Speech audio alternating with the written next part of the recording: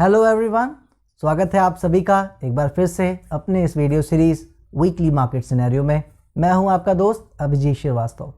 Market आपने देख लिया है, ज़बरदस्त तरीके से हमारे लेवल्स को भी ब्रेक करके आगे निकलने की कोशिश करती नज़र आई है। अब उसमें कितना बढ़िया से हुआ है, क्या कॉम्प्लिकेशंस हैं, उसकी तो बात आज वीडियो में करेंगे ही। मेन बात यह है कि उसका जो आप कह सकते हो इंटेंट है वो बहुत ही अच्छा रहा है, बहुत अच्छे से काम करता नज़र आया है। तो क्या आगे सिनेरियो बनेंगे, किन लेवल्स को अब इसे ब्रेक नहीं करना चाहिए, सभी चीज़ों की आज बात करेंगे। शुरू करते हैं आज का वीकली मार्केट सिनेरियो।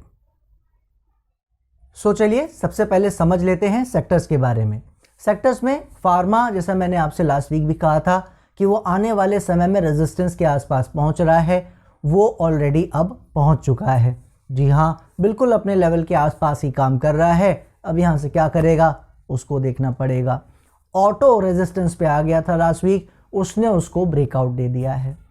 ठीक है, तो ब्रेकआउट जहाँ पे शब्द का इस्तेमाल होता रहेगा इस पूरे सेशन में, आप इस बात को उससे ये समझ लीजिएगा। मैं अभी आपको पहले बता देता हूँ कि जिनमें ब्रेकआउट होता नज़र आया है, जब तक अब उसमें ब्रेकआउट फेल नहीं होता किसी भी रीज़न से, चाहे मार्केट की कंडीशन हो या ग्लोबल सिनेरियो हो या अपने इलेक्शंस के कारण किसी भी रीज़न से, जब तक अब वो ब्रेकआउट एरियाज़ जो हैं, जो जोन है, वो कटती नहीं है, डाउनसाइड फेल नहीं होता है, तब तक अब ये सेफ़ एंड सिक्योर सिचुएशन में है। बहुत ज़्यादा इनमें करेक्शन आए उनकी संभावना कम ही नज़र आ रही है। उन सेक्टर्स या इंडेक्स की मैं बात कर रहा हूँ जिसमें हम ब्रेकआउट शब्द का आज इस्तेमाल करेंगे। ठीक है, तो फार्मा रेजिस्टेंस के आसपास है, मेटल रेजिस्टेंस पे पहुंच जाएगा, सपोर्ट के साथ उसमें चलते रहना है। एनर्जी रेजिस्टेंस पे पहुंच जाने वाला है, वो भी एक अच्छी चाल ले चुका है, तो ऑब्वियसली एक करेक्शन उसमें भी ड्यू है। आईटी सपोर्ट से ऊपर चल रहा है, कोई दिक्कत नहीं है। ऑटो ब्रेकआउट दे चुका है। ठीक है, इसके अलावा एफएमसीजी कभी सपोर्ट तोड़ा ही नहीं था, उसने सबसे बेटर और स्टेबल तरीके से उसने काम किया था, तो वो वैसे ही अच्छा है, उसमें कोई दिक्कत नहीं है, वही सपोर्ट है उसके। इसके अलावा पीएसयू बैंक, वो भी सपोर्ट के साथ ही हम चल रहे थे, उसने भी ब्रेक नहीं किया है, बढ़िया तरीके से काम कर रहा है। समय पीएसयू बैंक के पास अब जिस तरह की कंडीशन में आ गया है, मार्केट की सारी सिचुएशन को मिला के अगर हम देखें तो पीएसयू बैंक के पास समय तो ज़रूर है, लेकिन जो लो रिसेंटली लगा गया था अक्टूबर के एंड में या नवंबर की स्टार्टिंग में, जहाँ पे अभी रिसेंट फॉल आया था, तो वो जो लो लगे हैं अब उसका भी ब्रेक करना मुश्किल हो गया है। अच्छा एरिया उसने बना लिया है, तो पीएसयू बैंक भी थोड़ा समय तो चाहे बिता ले, लेकिन वो भी जो हम बात करते आ रहे थे कि अच्छा करता जा सकता है, उस दिशा में वो चल रहा है। रियल्टी मुझे लगता है कुछ कहने की ज़रूरत ही नहीं है, शानदार परफॉर्मेंस इस वीक तक भी दिखाता चला जा रहा है, और उसका रीज़न यही है, कोई रेजिस्टेंस नहीं था। अब जो मैं कह सकता हूं कि वो भी रेजिस्टेंस के आसपास पहुंचने वाला है, उसको रिस्पेक्ट देगा या उसको भी ब्रेकआउट कर जाएगा वो हम देखेंगे, लेकिन फार्मा की तरह रियल्टी भी रेजिस्टेंस के आसपास पहुंच रहा है। तो कुछ एक जो इंडेक्सेस हैं वो आपने देखा है, अच्छी चाल आ गई है तो वो रेजिस्टेंस के आसपास पहुंच रहे हैं। ऑटो जैसे सेक्टर ने ब्रेकआउट दिया है। इन सब का मीनिंग इसीलिए कोई बिल्कुल परफेक्ट वे में अगर आप मुझसे पूछोगे तो हमें निकल के नहीं आ रहा है। यानी कंक्लूजन में अगर मैं एक लाइन बोलने की कोशिश करूं सेक्टर्स के बारे में, तो वो ये है कि सेक्टर्स अभी हमें पूरे जो चाल है हमारी इंडियन मार्केट की, उसको ब्रॉडर सेंस में अभी फ़िलहाल नहीं दिखा रहा है।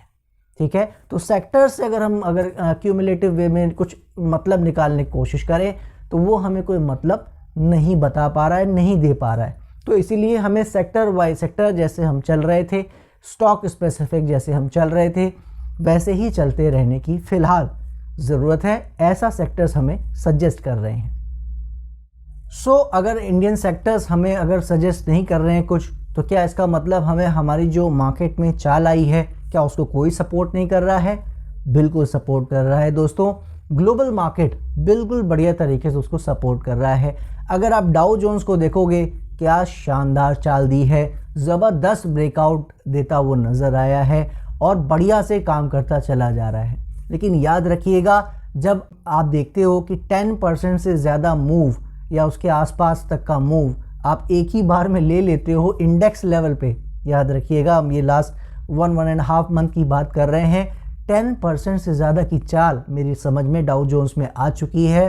तो ऐसी चाल के बाद अगर 1000 पॉइंट 1500 पॉइंट का करेक्शन कभी भी आ जाए तो उसे सरप्राइज़ नहीं होना है, ठीक है, ये दिमाग में लेके चलना है। इसके अलावा नैस्डैक है या कैक, डैक्स, FTSE बढ़िया काम कर रहे हैं, मतलब कैक डैक्स तो आउटस्टैंडिंग परफॉर्मेंस शो कर रहे हैं, कहीं कोई वहाँ दिक्कत नज़र नहीं आ रही है।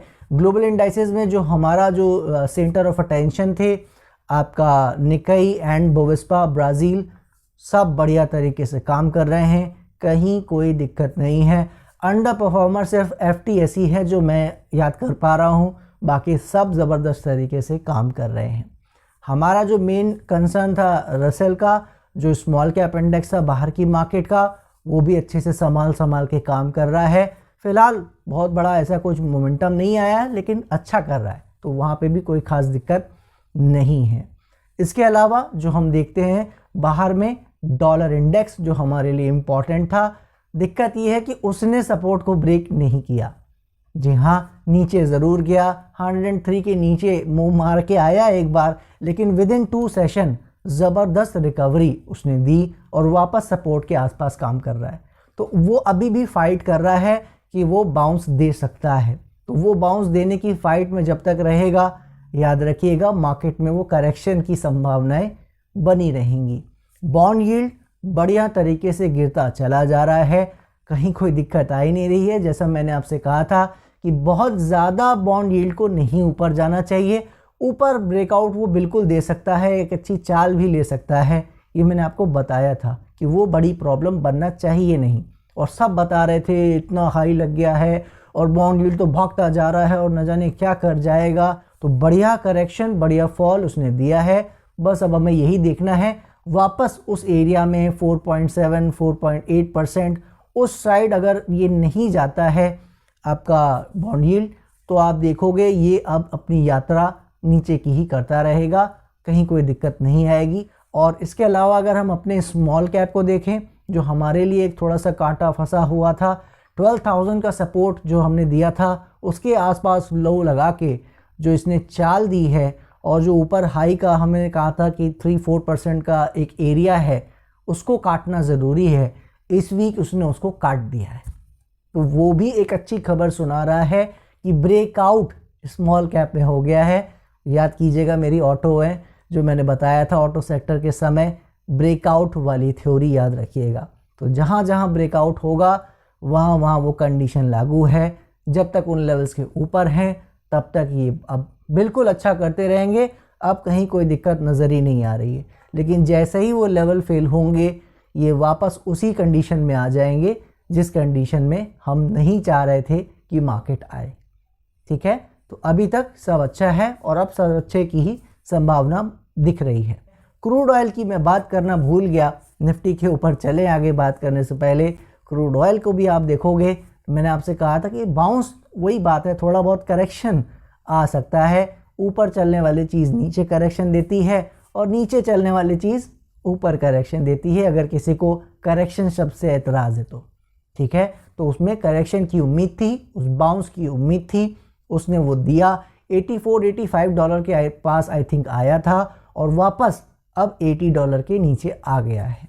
तो वो बाउंस भी उसमें जो एक एक्सपेक्टेड था वो उसने कर लिया है। थोड़ा और करना चाहे, वापस वहीं जाना चाहे, कोई बड़ी बात नहीं है। तो समय उसके पास खूब है बिताने को, क्योंकि कमोडिटी में मैं पहले आपको बता चुका हूँ समय की कमी नहीं होती है, इनको कोई ऐसी जल्दी नहीं होती कहीं पहुँचने की, राइट। ये कोई पहुँचते हैं तो पहुँच जाते हैं अगर पहुँचना होता है, लेकिन कोई जल्दी नहीं होती। तो फिलहाल क्रूड भी अच्छे तरीके से काम कर रहा है। अब वो 97-98 तो सपना ही हो गया सबके लिए, तो फिलहाल उसको भूल जाने की ज़रूरत है। क्रूड ऑयल भी अपने नॉर्मल सिनेरियो में आ चुका है। कल को कोई दिक्कत होगी तो फिर आगे इसकी बात ज़रूर करेंगे, ठीक है। आगे अब बात कर लेते हैं हमारी मार्केट के बारे में, निफ्टी के बारे में। तो निफ्टी अब इस तरह के सिनेरियो में है जहाँ पे हमें कुछ ज़्यादा कहने और सुनने की ज़रूरत नहीं है।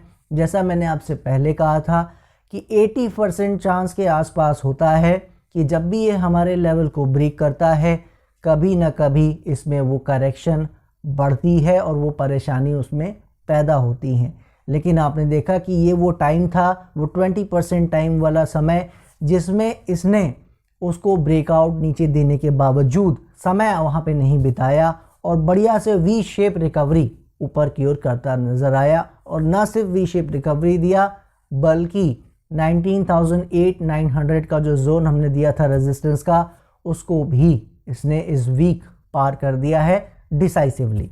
तो बहुत अच्छे तरीके से निफ्टी ने काम करके दिखाया है, राइट।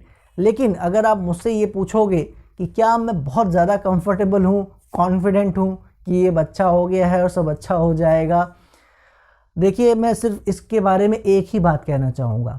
अब सब कुछ अच्छा हो गया है, लाइफ टाइम हाई पे आ गया है, तो मेरे लिए बहुत इजी है। जैसे मैंने आपको पहले भी कहा था कि 19,250 और 19,300 के ऊपर हम ऊपर हैं और उसके नीचे हम नीचे हैं। ये मेरे लिए आसान था, तो वो लाइन मैंने हमेशा आपको क्लियर करके बताई है। लेकिन ये सीधा आंसर है और सीधी चीज़ें मार्केट में होती नहीं हैं, राइट। तो इसको मैं बस आप कह सकते हो कि इतनी सारी बातें हैं, उसको एक लाइन में कहने की कोशिश कर रहा हूँ कि आप देखते हो कि कभी आपने देखा होगा कहीं अगर कोई लड़ाई झगड़ा होता है, कहीं कोई आदमी छोटी बात पे भी इतना ज़्यादा बिगड़ जाता है कि वो हाथापाई तक बात पहुंच जाती है। आप सोचते रहते हो कि सामने वाले ने तो ऐसी कोई बात कही भी नहीं, इतनी कोई बड़ी बात नहीं थी, तो ये हाथापाई तक की नौबत कैसे आ गई, या झगड़ा इतना ज़्यादा बढ़ क्यों गया, राइट। या आदमी ये पागल था जो बिल्कुल लड़ने के लिए तैयार बैठा था, दिमाग घर से ही ख़राब करके चला था क्या। ऐसा हम सोचते ज़रूर हैं, लेकिन ऐसा होता नहीं है। होता क्या है कि जिससे उसके लड़ाई झगड़ा हो रहा होता है, वो कहानी उसकी उस दिन की नहीं होती है, वो कहानी पिछले कुछ हफ्तों और महीनों की चल रही होती है।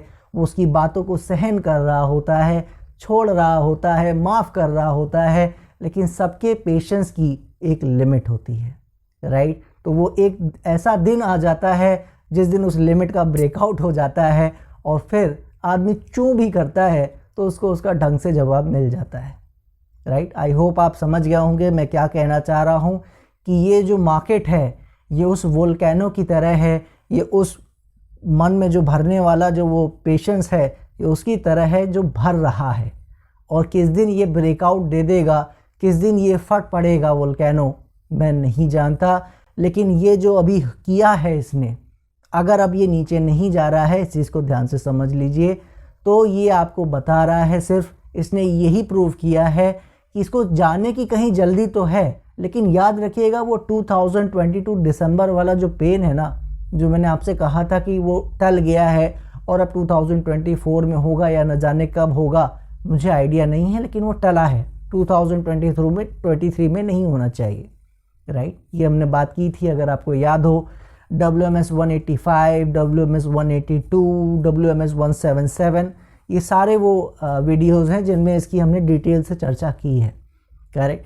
तो उसी की बात को ये आप एक्सटेंशन समझ सकते हो उस पॉइंट को लेकर कि ये जो है इसने सिर्फ ये बताने की कोशिश की है कि वो अब प्राइस में ज़रूर होगा। जी हाँ, ये जो बार बार करेक्शन ढंग से किए बिना ये जो ऊपर आ गया है, पीछे भी एक बार अच्छी करेक्शन कर गया था, जितना हम सोच नहीं रहे थे उससे ज़्यादा कर गया था, इस बार जितना करना चाहिए था उतना किए बिना चला गया। तो ये जो इरेगुलरिटीज़ है ना, जो अननेचुरल चीज़ें होती हैं, उसका इम्पैक्ट कहीं ना कहीं पड़ता है, आपको पता है। और ये मुझे लगता है कि वो उसका पेशेंस भर रहा है, उसका वोल्केनो भर रहा है। जिस दिन वोल्केनो फटता है उस दिन वो फटने के लिए तैयार नहीं होता है, उसकी तैयारी पिछले कई महीनों और शायद सालों से होती है, राइट। तो ये तैयारी हो रही है और इसने हमें यही बताया है कि कहीं ना कहीं ये अब प्राइस में होने की संभावना ज़्यादा हो गई है। समय वो ले या ना ले, 4-5,000 पॉइंट का फॉल ये कम से कम हमें देगा ज़रूर। कब देगा, किस लेवल से देगा, मुझे नहीं पता है, लेकिन अब इसने उस चीज़ को और मेरे ख्याल से मजबूत कर दिया है, उसकी संभावनाओं को बढ़ा दिया है कि चाहे 22,000 से, चाहे 25,000 से, चाहे 27,000 से, आई डोंट नो, ये वापस आएगा। ठीक है, ऐसा ये दिखा रहा है आज। अब मैं कल को कहीं की कुछ और बदल जाएगी, कुछ सिनेरियो बदलेंगे तो शायद आपसे कुछ और कहता नज़र आऊँ, लेकिन आज की तारीख तक मुझे लगता नहीं है कि ये स्टेटमेंट मेरा जल्दी बदल पाएगा। ठीक है, उम्मीद अच्छे की कर रहे हैं, सब कुछ अच्छा चल ही रहा है। 19,250 300 का सपोर्ट शॉर्ट टर्म के लिए तो हमने दे ही रखा था, वो कटा नहीं है। ऊपर ब्रेकआउट भी दे दिया है जो मेजर हर्डल था 20,000 के नीचे का। तो अब इसमें भी क्या हुआ है, निफ्टी में भी ब्रेकआउट हुआ है 19,800-900 के ऊपर। तो इसका मतलब क्या है, वही ऑटो वाली स्ट्रेटेजी कि ब्रेकआउट हुआ है तो 19,800 मैक्सिमम 700 मान लो आप, इसके नीचे अब इसे नहीं आना चाहिए। ठीक है, सस्टेनेबिलिटी इस एरिया के नीचे नहीं होनी चाहिए। आप 700 का लेवल लेके चलिए, उसके नीचे आप कह सकते हो 3-4 आवर 5 आवर की सस्टेनेबिलिटी और कैरेक्टर नहीं दिखाना चाहिए। नहीं दिखेगा तो ये अब अच्छा करता चला जाएगा। याद रखिएगा 20,600 800 वो रेजिस्टेंस नहीं भूलना है। जी हाँ, अब इतनी चीज़ें हो गई बीच में उठा पटक कि हम ये बात करते नहीं आ रहे हैं, उसकी ज़रूरत नहीं थी, लेकिन मेरे ख्याल से आपको भूलना नहीं चाहिए कि 20,600 20,800 21,000 से नीचे नीचे एक मेजर रेजिस्टेंस जोन था, जहां से हम ये जो करेक्शन ऑलरेडी हो चुकी है उसकी एक्सपेक्टेशन रख रहे थे, राइट। तो उसको उसने नीचे ही कर लिया, अच्छे से नहीं किया है वो आपको पता ही है, लेकिन अब क्या यहाँ से अब और करेगा मुझे तो देखिए पता नहीं है। इसीलिए अब हम रेजिस्टेंस को वो इम्पोर्टेंस देते ही नहीं हैं, अब हम सपोर्ट के साथ ही चलते रहते हैं। सो कुल मिला के इन्वेस्टर जो हैं उनके लिए तो कहीं कोई घबराने की दिक्कत वाली ऐसी कोई बात ही नहीं है। कुछ दिक्कत आ ही नहीं रही है तो वो अपना आराम से बढ़ते रहें आगे।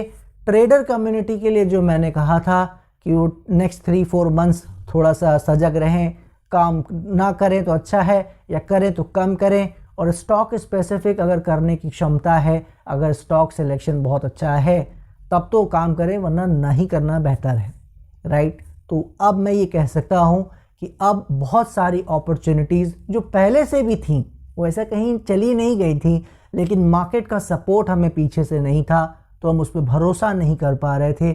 बहुत सारी अपॉर्चुनिटीज़ निफ्टी जो 50 के हैं उसमें भी हैं, और इसके अलावा जो फ्यूचर के स्टॉक हैं उनमें भी बहुत सारी अपॉर्चुनिटीज़ हैं। तो कोई ध्यान से अगर देखेगा, अच्छे से करना आता है तो उसको अभी भी बहुत सारी अपॉर्चुनिटीज़ मिल रही हैं।